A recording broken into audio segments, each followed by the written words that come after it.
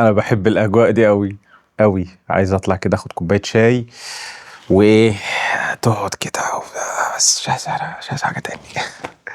طيب بما ان الكهرباء قطعه، مش عارف في عطله او حاجه بيصلحوه، ف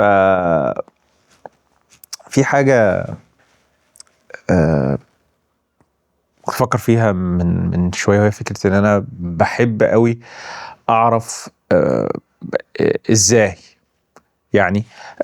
والله راجل نجح في حاجة قوية جدا، راجل عمل ثروة، راجل نجح في حاجة معينة، فببقى عايز أعرف الطريقة، أو عايز أعرف يعني زي بالظبط اللي هو إيه عبقرينو بتاع البيت، اللي هو الطفل أو الشاب الصغير اللي بيقوم إيه جايب المفكات ويقوم يفكك الأجهزة ويفتحها من جوه ويشوف بقى، يلاقي فيه سوست ويلاقي فيه بوردة ويلاقي فيه بطارية ويلاقي فيه مش عارف إيه. فأنا بصراحة فككت حاجات في وانا صغير برضو، بس ما كانتش يعني ما كانتش شغاله وانا بوظتها، لا كانت بايظه وتحتاج لتصليح، وفيما يبدو ما كانش عندي رفاهيه ان انا اوديها لحد تتصلح. ف يعني عارف اللي هو ايه، احيانا كنت يا دوب تفك الحاجه وتركبها تاني تشتغل، شيء عجيب ما تعرفش ايه اللي حصل.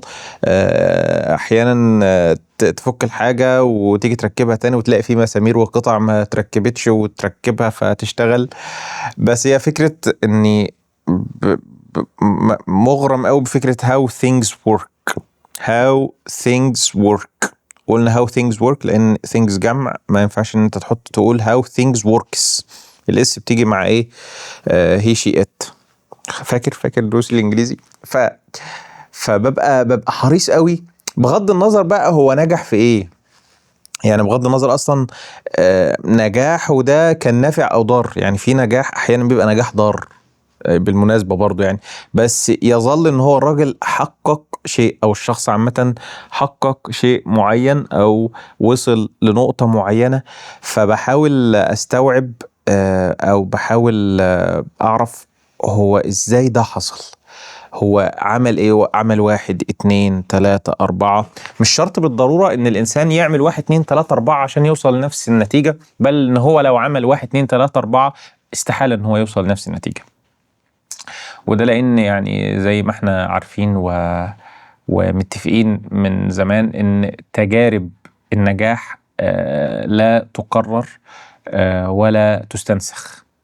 كل واحد نجح في حاجة، هو نجح في ظروف معينة في وقت معين بمعطيات معينة. فمحاولة ان انت اوكي انا همشي على نفس الطريق وهوصل لنفس النتيجة، it doesn't work like that my dear brother. يعني الامور لا تسير هكذا في العالم الحقيقي.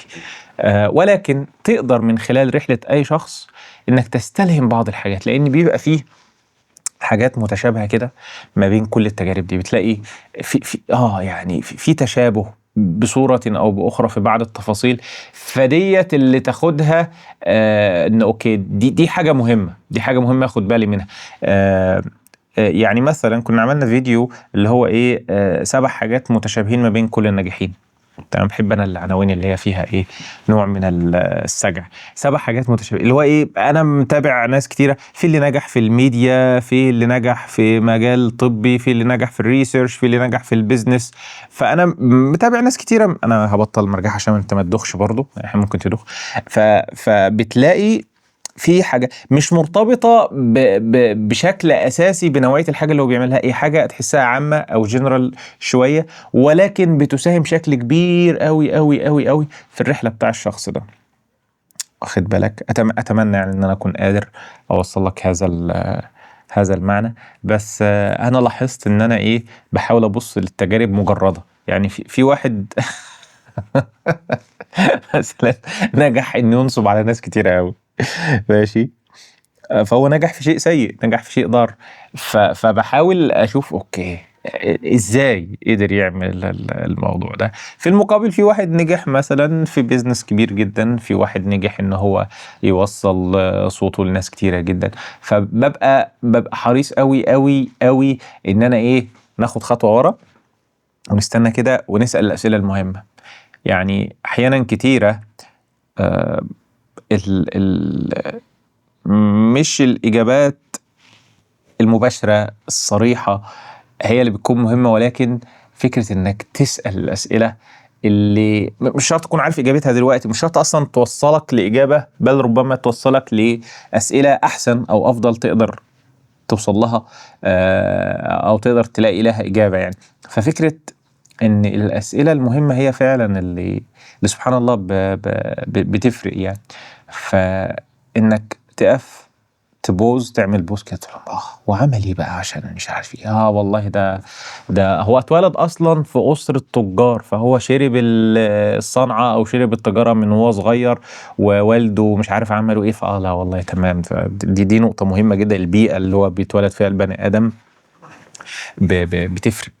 والله ده هو المكان اللي هو كان عايش فيه كان بيدعم قوي الحته اللي هو شاطر فيها، فخد دعم حلو قوي قوي قوي وتسهيلات وبتاع، فوصلوه لحاجات مهمه. وهكذا حاجات كتيره بقى. ده هو اتولد في اسره غنيه مثلا، ده هو خد تعليم كويس، ده هو في حد لقط موهبته من بدري فعظم وعزز ودعم الموهبه دي. لان المواهب في الصغر هي بتبقى بذور محتاجه رعايه، ومحتاجه آه تغذية، ومحتاجة تدعيم، ومحتاجة اهتمام علشان تكبر وتتأصل وتبقى قوية جدا وتحصد ثمارها يعني. فعشان كده مثلا زمان كان في مفهوم مشهور قوي واحنا صغيرين، يعني مش واحنا صغيرين قوي، فكرة ايه؟ بيل جيتس ساب الجامعة، ستيف جوبز ما كملش تعليمه، فلان الفلاني عمل كذا، زكربيرج ما كملش الجامعة وسابها ومشي، رغم انه مش عارف كان في MIT ولا فين. فانت اما تاخد المعلومة دي منفصلة عن السياق الكلي للقصة والحكاية، الجامعة وسيب الجامعة ايوه اهو ذا نيكست بيل جيتس از كامينج. ما بيحصلش، ومش مش هيبقى فيه نيكست بيل جيتس، مش هيبقى فيه نيكست ستيف جوبز، هيبقى فيه يعني. كنت شفت بودكاست والله من الناس الجميلة يعني، كان بيتكلم تقريبا عن الركحي او حد ما شاء الله غني جدا وناجح جدا جدا، عائلة ناجحة جدا في السعودية. مش هتبقى انت اسمه ايه الركحي اللي جاي، خلاص. الظروف والوقت والسياق اللي خلى الشخص ده يبقى كده، ده ابن زمنه، ده ابن وقته، ده ابن ظروفه. فما ينفعش انك هتيجي بقى اوت اوف نو وير كده انا هعمل زي ما هو، انا هسيب الجامعه و... وهبدا الستارت اب بتاعتي من جراج. ليه؟ عشان ستيف جوبز بدا من جراج، كل الستارت ابس الجامده جدا بدات من جراج. طب ما يا ابن الحلال ما تشوف كوركين سبيس احسن، طب ما تأجر مكتب، لا هو لازم جراج. ف مش عارف كنت بادئ عشان اقول دقيقتين باين، بس الكلام حلو باين. فالشاهد في الامر ان انت ايه، ما تاخدش التفاصيل مجرده وتحاول تطبقها كما هي، ولكن خدها مع الاخذ في الاعتبار السياق اللي طلعت منه والظروف والاحوال. لان كل واحد ليه ظروفه، كل واحد ليه وضعه، كل واحد ليه يعني قصته الخاصة اللي استحالة تتشابه. يا أخي أنتوا لو اتنين توأم كل واحد بيمشي في سكة وبيبقى مختلف جدا عن الآخر. شوف بقى انتوا اتنين مولودين من نفس الأب والأم، عايشين نفس العيشة، أكلين شاربين نايمين رايحين جايين، حتى في المدارس بيحطوهم جنب بعض في نفس الديسك، وتلاقيهم مختلفين بقى. انت ازاي بقى انت اللي يعني انت من من ميت حواي، وواحد تاني من سان فرانسيسكو، وتقول لي ده لا ده احنا بص انا هعمل زي هو عمل كذا فانا هعمل كذا عشان احقق نفس الشيء. لا، خد ال ايه بيسموها المينتال موديلز، النماذج العقلية. خد الحاجات اللي هي بتدعم مسارك بشكل ما المتفق عليها، ولكن ما تاخدش بقى ايه يعني القشور وتظن ان انت كده هتبقى زي بالظبط زي بالظبط اللي بيربط ما بين التحضر ما بين طريقة معينة في اللبس مثلا، ماشي، ما بين التحضر وما بين ليبرالية شوية أو تحرر شوية في الأفلام أو الميديا. كويس. فهو إيه، إحنا لما نلبس زيهم ونعيش زيهم بكل تأكيد هنبقى متقدمين زيهم. أو ده بقى يعني إيه، ده الموضوع في أسمى أو في أعلى صوره. يعني في أجل صورة دلوقتي الموضوع بيتجلى هنا الخلل بتاع النموذج، اللي هو طريقة عيشته وطريقة حياته مش هي اللي وصلته لكده، ولكن أشياء أخرى لها علاقة بالتعليم، بالصناعة، بالزراعة، بالتشريعات، بالتسهيلات، بحاجات كتيرة قوي قوي قوي قوي بره عن القشرة الظاهرية اللي ظاهرة قدامك. وإلا يعني لو هناخد بقى أغنى الدول العربية مثلا. كويس. طب ما تيجي نلبس زيه؟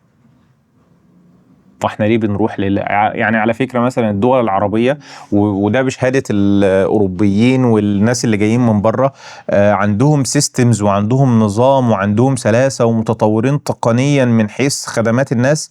يعني عندك مثلا السعودية والإمارات، الخليج كله متطور جدا جدا في الخدمات الإلكترونية. مثلا انت بتعمل كل حاجة بتليفونك، مش محتاج انك تتعامل مع أي بيروقراطية. طب ما دول ناس ناجحين، طب ما نعمل زيهم بقى، نلبس الجلابيه والعقال والحاجات الجميله دي اللي انا بحبها. تمام، ما نلبسه عشان نبقى زي. واشمعنى بقى الله اشمعنى انت خدت النموذج ده هو بالذات وقلت هو ده يا باشا اللي انا هقلده؟ واخد بالك؟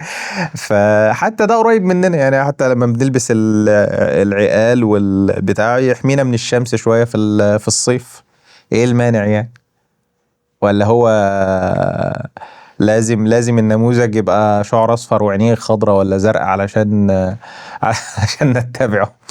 فكبرنا المواضيع وبدأنا بحاجة بسيطة ودلوقتي داخلين في حاجات دولية، وداخلين على بعد 10 دقايق. ما شاء الله، والله إني يعني كثير الكلام والله. فتمام، بس شوف الشمس بتخش كده تعمل برضو فيلينج حلوة. فما طولش عليك، قول طول يا صديقي ويا رفيقي. هي دي خاطرة، ولكن يبدو ان هي ايه، يعني عملت تأثير كرة الجليد وكبرت كده ولكن اتمنى انك تكون يعني خدت لمحة. وافتكر دايما ان تجارب النجاح غير قابلة للتكرار او النسخ، ولكن نقدر نستفيد منها. تمام، يلا سلام.